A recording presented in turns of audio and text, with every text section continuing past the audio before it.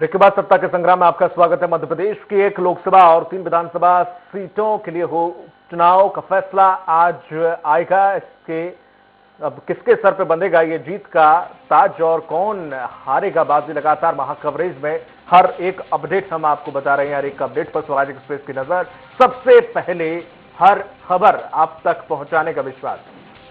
आपको बता दें कि लगातार हम एक जानकारी आप तक पहुंचा रहे हैं, जहां पर मतगणना में क्या कुछ व्यवस्थाएं की गई हैं, मतगणना स्थल पर क्या कुछ सुरक्षा व्यवस्था की गई है और कितने राउंड किस विधानसभा में होने वाले हैं मतगणना के, वो भी आपको जानकारी दी जा रही है। लगातार हमारी नजर हर एक मतगणना स्थल पर, हमारे सहयोगी लगातार आप तक हर एक जानकारी पहुंचा रहे हैं।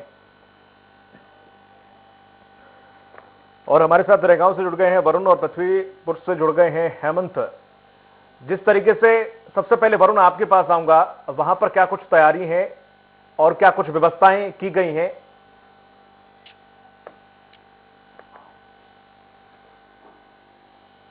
वरुण, पहले राउंड की गिनती चालू होगी और 23 राउंड होने हैं, तो लगभग 4-5 बजेगा मतगणना का अंतिम रूप आने पे। लेकिन फिलहाल अभी जो है माने मतगणना शुरू हो गई है। पूरी तरह से प्रशासन की चाक चौबंद व्यवस्था आप मेरे पीछे देख सकते हैं। यहाँ से अभ्यर्थी और मतगणना के जो एजेंट हैं वो अंदर जा रहे हैं।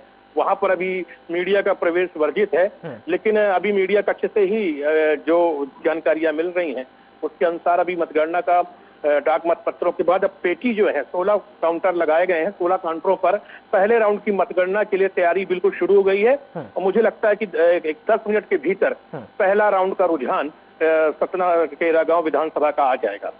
ये धुंधली से तस्वीर तकरीबन कितने बजे तक साफ हो जाएगी?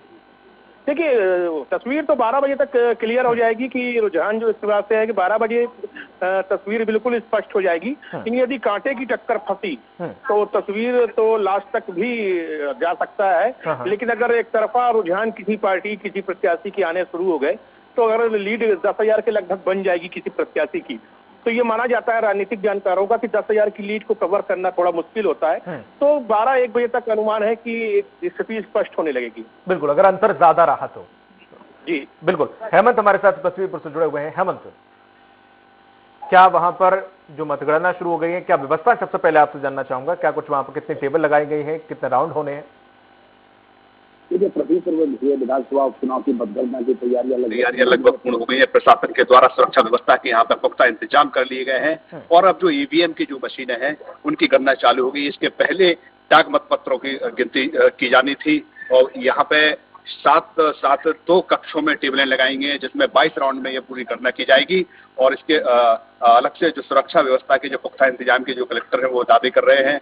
ऑब्जर्वर जो है वो टेबलों पे नजर रखे रहेंगे। कलेक्टर जिले के हैं नरेंद्र सूर्यवंशी, वो इस पे पूरी सुरक्षा व्यवस्था को लेकर पूरी नजर बनाए हुए हैं। एसपी भी जो है लगातार उसकी मॉनिटरिंग करेंगे और लगातार अब जो है जो अभ्यर्थी हैं वो सब लोग अंदर पहुंच गए। हालांकि जो मीडिया के जो लोग हैं उनको अंदर प्रवेश नहीं दिया गया। मीडिया के लिए अलग से व्यवस्था यहाँ पे की गई है, तो जहां से नजर रखी जाएगी और 22 राउंडों में ये मतगणना होनी है। जी बिल्कुल, हमारे साथ बने रहिएगा। हेमंत, एक बड़ी खबर हम आपको बता दें बुरहानपुर से, जहां पर भाजपा से ज्ञानेश्वर पाटिल ने डाक मत पत्र की गणना में बढ़त बना ली है। ईवीएम के पहले चरण में कांग्रेस के राज नारायण सिंह से बनाई है बढ़त। आपको बता दें कि यहां पर जो डाक मत पत्र हैं उनकी गिनती शुरू हो गई है, जिसमें भाजपा से ज्ञानेश्वर पाटिल ने डाक मत पत्र में बढ़त बना ली है।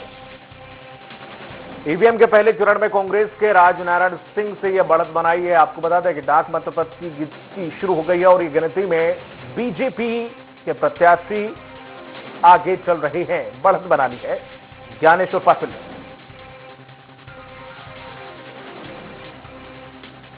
और आपको बता दें कि डाक मतपत्र की गणना सबसे पहले होती है और यही शुरू हो चुकी है, जिसमें इस वक्त की जो बड़ी खबर आ रही है उसमें भाजपा से ज्ञानेश्वर पाटिल ने बढ़त बना ली है। खंडवा लोकसभा सीट से जो था 1 लोकसभा सीट, उस पर ही जो मतगणना है डाक मतपत्रों की वो शुरू हो गई है। भाजपा आगे चल रही है। लगातार 2 सहयोगी हमारे साथ पल पल की अपडेट दे रहे हैं, जिसमें हेमंत हमारे साथ जुड़े हुए हैं और वरुण शर्मा जुड़े हुए हैं।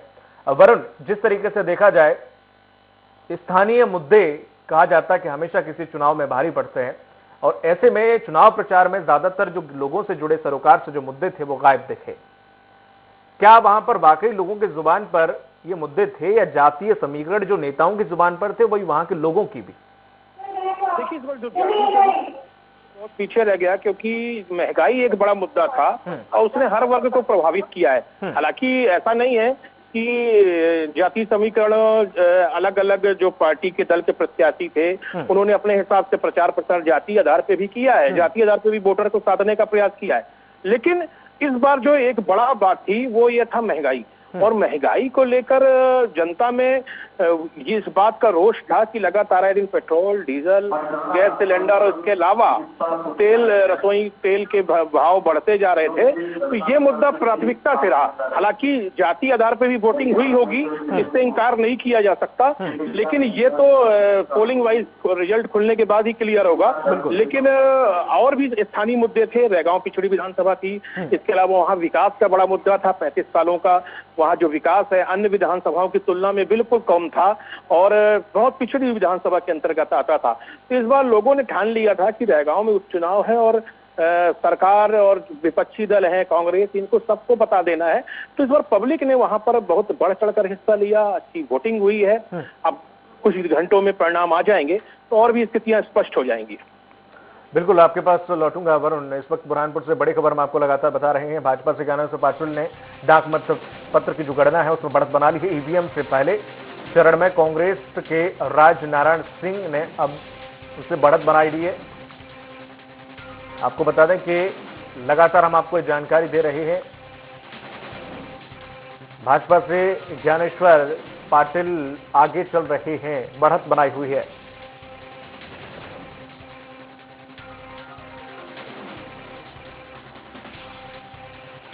बुरहानपुर से मनीष सहयोगी हमारे साथ जुड़ गए हैं।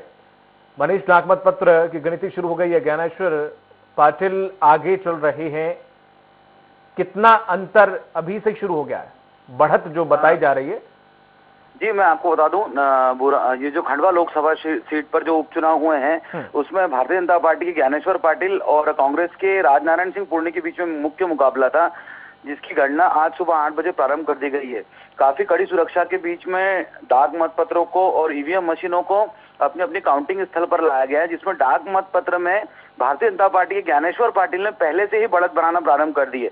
यहाँ बोला यह जा रहा था, अभी तक चर्चाएं ये आम थी कि भारतीय जनता पार्टी ज्ञानेश्वर पाटिल कुछ खासा परिणाम नहीं दे पाएंगे, लेकिन जिस तरीके से डाक मत पत्र की पेटियां खुलना प्रारंभ हुई और उसमें ज्ञानेश्वर पाटिल ने एक अच्छी बढ़त बना ली है, उसको देखकर ऐसा लग रहा है कि परिणाम कुछ बड़े ही आएंगे।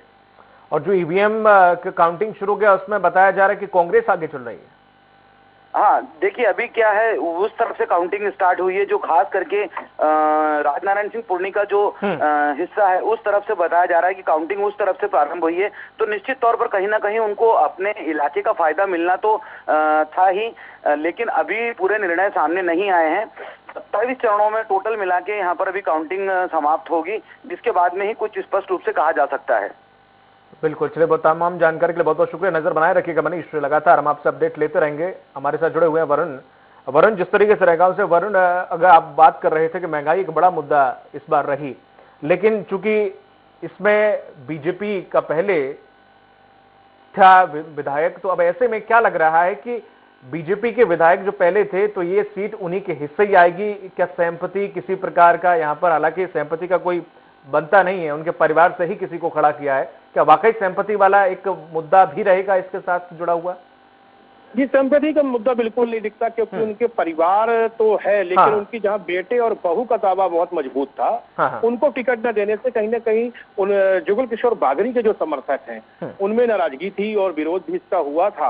हालांकि बाद में बेटे और बहू ने फॉर्म अपना वापस ले लिया था, निर्दलीय नामांकन जो किया था।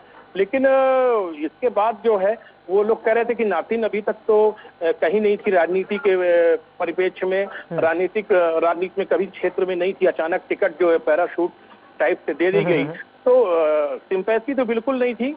इसी वजह से जो वहाँ के मुद्दे हैं वो उभर कर सामने आ गए। वहाँ का पिछड़ापन सबसे बड़ा मुद्दा, महंगाई तो मान लीजिए राष्ट्रव्यापी मुद्दा है इस समय, वो तो हर जगह उसका इफेक्ट है, लेकिन रैगांव में वहाँ का पिछड़ापन, वहाँ आधुनिक जो सुविधाएं होनी चाहिए जिस हिसाब से वहाँ भाजपा हमेशा कांग्रेस की लहर में भी वहाँ से भाजपा जीतती आई है, तो वहाँ का मतदाता इस बार थोड़ा खासा नाराज था। तो परिणाम जो है वो तो कुछ भी आ सकते हैं, उसका तो अभी कुछ कहा नहीं जा सकता, लेकिन जो एक लोगों में ये था कि सरकार को आईना दिखाना है, उसको लेकर अब कुछ ही देर में स्थिति स्पष्ट आ जाएगी कि जनता ने क्या आईना दिखाया है या सरकार के पक्ष में परिणाम आए। बिल्कुल हेमंत, जिस तरीके से कहा जाता रहा है कि जिस राज्य में सत्ता होती है उस मशीनरी हेर फेर भी किया जाता है, थोड़ा सा ऐसा विपक्ष का आरोप हमेशा से रहता है और कांग्रेस का तो अक्सर रहता है। तो ऐसे में एक दो सीट से खबर आई भी थी कि वहां पर कुछ 188 के तहत दो भाजपा के एक तो विधायक और एक नेता, उन पर कार्रवाई हुई है, जो उन्होंने कोशिश की थी किसी भी तरह से हाईजैक करने की। तो क्या वहां पर इस प्रकार के कोई मामले सामने आए थे या वाकई कुछ जिस प्रकार से कांग्रेस आरोप लगाती रही है कि छेड़छाड़ हो सकती है या फिर मशीनरी का जो उपयोग है वो गलत तरीके से किया जाता रहा है, ऐसा कुछ देखने को मिला? क्योंकि लगातार जो कांग्रेस प्रत्याशी नितिन सिंह राठौर इस बात को लेकर चुनाव पर लगातार सवालिया निशान खड़े करते रहे हैं। लगातार भाजपा के नेताओं पर सत्ता से मिलकर कार्य करने का काम आरोप लगाया था और कल भी उन्होंने इस बात के लिए आरोप लगाया था कि निष्पक्ष जो मतगणना होनी है उनमें निष्पक्ष मतगणना पर भी उन्होंने सवाल खड़े किए थे और इसके पहले जो वोटिंग थी उस पर भी उन्होंने सवाल खड़े किए थे। उस दौरान उन्होंने कहा कई इस प्रकार के वीडियो जो है वो वायरल हुए थे, पैसे बांटते हुए और शराब बांटते हुए यानी प्रलोभन देते हुए, कार्यकर्ताओं को धमकी देते हुए वीडियो वायरल हुए थे, जिसकी शिकायत कांग्रेस नेता जो प्रत्याशी है नितिन सिंह राठौर के द्वारा की गई थी। इसके बाद जो जिस दिन मतदान हो रहा था उस दिन भी जो टीकमगढ़ के विधायक थे राकेश गिरी और एक भाजपा के नेता थे गणेशी नायक, उनके द्वारा चूंकि वो टीकमगढ़ के निवासी हों और उस दौरान विधानसभा क्षेत्र में उनके द्वारा घूमा जा रहा था और मतदाताओं को प्रभावित किया जा रहा था, जिसकी शिकायत भी कांग्रेसियों के द्वारा की गई थी, जिस पर टीकमगढ़ जो विधायक थे राकेश गिरी उनके खिलाफ एफआईआर दर्ज की गई थी और जो कांग्रेस नेता है गणेश नायक उनके खिलाफ भी एफआईआर दर्ज की गई थी। पृथ्वीपुर में भी एक भाजपा नेता है अनिल पांडे, उनके खिलाफ एफआईआर दर्ज की गई थी। वहीं हालांकि भारतीय जनता पार्टी के द्वारा भी कांग्रेसियों की शिकायत की गई थी, उस पर कांग्रेस प्रत्याशी जो है नितिन सिंह राठौर उनके खिलाफ एफआईआर दर्ज की गई थी। कांग्रेस के जिलाध्यक्ष रहे उनके खिलाफ भी एफआईआर दर्ज की गई थी, लेकिन बावजूद इसके जो कांग्रेसी हैं वो लगातार इस बात के लिए आरोप लगाते रहे हैं कि जो भारतीय जनता पार्टी है वो और उनके इशारे पर शासन और प्रशासन काम कर रहा है। कल भी मतगणना से पहले उन्होंने इस बात के लिए आरोप लगाए थे, निष्पक्ष मतगणना पर उन्होंने आरोप लगाए थे। उनका साफ तौर पर यही कहना था कि लगातार जिस प्रकार से मतदान के दौरान जो कृत्य किया गया, बूथ कैप्चरिंग की उन्होंने बात कही थी, बोले उनका कहना यही था साफ तौर पर कि भारतीय जनता पार्टी के द्वारा इस प्रकार का कृत्य किया जा रहा है, लेकिन फंसाया कांग्रेसियों को जा रहा है, कांग्रेसियों की किसी प्रकार से कोई बात नहीं सुनी जा रही है। लेकिन हेमंत, जिस तरीके से इसका अगर देखा जाए, पृथ्वीपुर शिशुपाल यादव जो कि इसलिए उन्हें टिकट दिया गया क्योंकि पिछली बार वो 2 नंबर पे रहे थे, उनकी पार्टी यानी कि वो बीजेपी चौथे नंबर पे थी तो वो दूसरे नंबर पे रहे थे। तो क्या कोई भी अगर लोगों का रोष किसी पार्टी के प्रति था, प्रत्याशी के प्रति तो होता नहीं है, तो क्या वो प्रत्याशी चुन लेने से, उसे टिकट दे देने से क्या पार्टी के प्रति का जो रोष होता है वो खत्म हो जाता है क्या?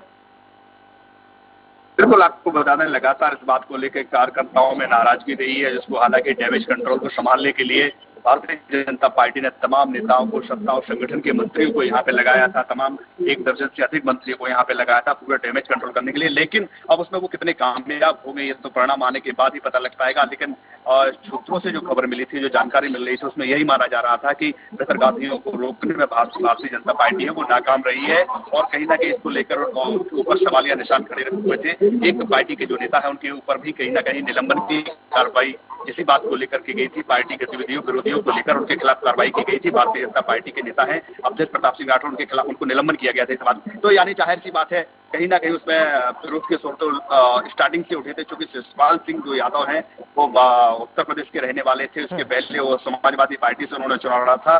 इसके बाद एन वक्त पर उनको यहाँ से भारतीय जनता पार्टी ने अपना प्रत्याशी घोषित किया था, जबकि तमाम जो नेता है लगातार जिन्होंने अपने जिसको कह सकते हैं रक्त और खून की खून से पार्टी को सींचा है, उनको टिकट नहीं मिला था, तो उनका लगातार इस बात को लेकर विरोध हुआ था।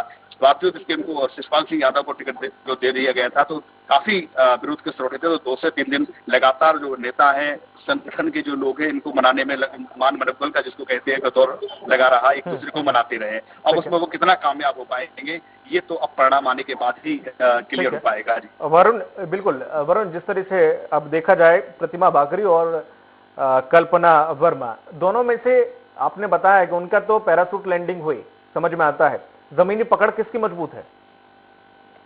जमीनी पकड़ तो कल्पना वर्मा की, क्योंकि तो वो जिला पंचायत की सदस्य भी रह चुकी है रैगांव में कोठी क्षेत्र से। इसके अलावा पिछला 2018 का चुनाव उन्होंने कांग्रेस पार्टी से लड़ा था और वो जुगल किशोर बागरी से हारी थी। तो उनका फील्ड में पहले से अनुभव रहा है, काम करने का, लोगों के बीच जाने का, गांव-गांव का उनका अनुभव रहा है।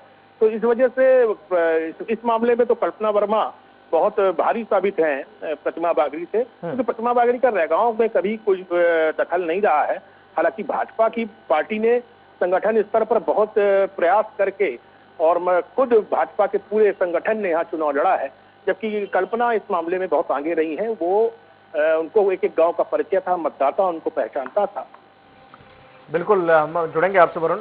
आपको बता दें कि सुलोचना रावत बीजेपी से आगे चल रही हैं, महेश पटेल कांग्रेस से पीछे चल रहे हैं। जोबट विधानसभा की अगर बात करें तो काउंटिंग शुरू हो चुकी है, जो तस्वीर निकल कर आ रही है वो हम आपको बता रहे हैं। जोबट विधानसभा सीट से सुलोचना रावत बीजेपी की तरफ से आगे चल रही है। इस वक्त की ताजा खबर हम आपको बता रहे हैं, रुझान आना शुरू हो गए हैं। महेश पटेल कांग्रेस के जो प्रत्याशी हैं वो पीछे हैं। आपको बता दें कि जोबट विधानसभा से तस्वीर अब तक निकल कर आ रही है, जो खबर निकल कर आ रही है, जिसमें रुझान जो है वो सामने आ रहे हैं, उसमें सुलोचना रावत आगे चल रही है बीजेपी की। महेश पटेल कांग्रेस से पीछे हैं। लगातार हम आपको पल पल की अपडेट दे रहे हैं, लगातार जो सहयोगी हमारे साथ जुड़े हुए हैं। जी वरुण, बात पूरी कीजिए। जी, देखा जाए तो इस मामले में जो कल्पना वर्मा है उनका जमीनी स्तर पर ज्यादा पकड़ रही है, तो इसका लाभ उनको मिलता है कि नहीं मिलता ये तो कुछ घंटों में स्पष्ट होगा। लेकिन ये बात सही है कि भाजपा को बड़ी कठिनाई गई है अपने प्रत्याशी की पहचान कराने में, लोगों से मिलवाने में, बताने में। वही कल्पना वर्मा को लोग पहचानते थे, उन्हें प्रचार प्रसार में बहुत आसानी हुई है। और जिस तरीके से कांग्रेस का कॉन्फिडेंस जो इस बार रहा सतना में रैगांव के लिए, वो बने बिल्कुल फील गुड में कांग्रेस चली गई थी वोटिंग के बाद ही। जबकि भाजपा खेमे में थोड़ी सी मायूसी भी दिखी, लेकिन उनका कहना है कि हम अपना मंथन कर रहे हैं। भाजपा खेमे में रोज बैठकें हुई, मंथन हुआ, लेकिन भाजपा खेमे में वो खुशी नहीं दिखाई दी जो खुशी कांग्रेस खेमे में थी। कांग्रेस बड़ा कॉन्फिडेंट मामले पे चल रही है। तो ये एक बात अंदाजा तो लगाया गया कि कहीं न कहीं जनता का रुझान कांग्रेस ने भांपा। ठीक है, लेकिन ये सिर्फ एक वरुण लौटेंगे, बिल्कुल लौटेंगे। बुरहानपुर से एक बड़ी खबर हम आपके दर्शकों को बता दें कि बुरहानपुर नेपानगर विधानसभा के पहले राउंड की मतगणना संपन्न हो गई है। भाजपा के ज्ञानेश्वर पाटिल 2300 मतों से आगे हैं कांग्रेस के राजनारायण सिंह से। सीधा मुकाबला ये कहा जा रहा था, लेकिन इस वक्त जो आ रही है रुझान सामने निकलकर, उसमें भाजपा आगे चल रही है। भाजपा के ज्ञानेश्वर पाटिल 2300 मतों से आगे हो गए हैं राजनारायण सिंह से।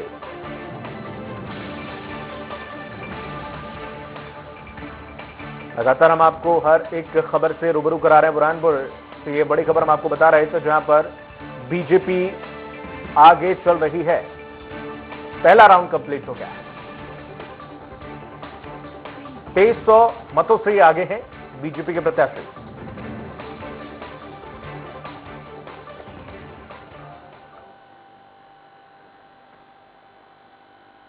सत्ता का संग्राम जारी रहेगा। हर एक पल पल की खबर हम आप तक पहुंचाएंगे इस महा कवरेज में। वक्त फिलहाल छोटे से ब्रेक का, जल्द होंगे।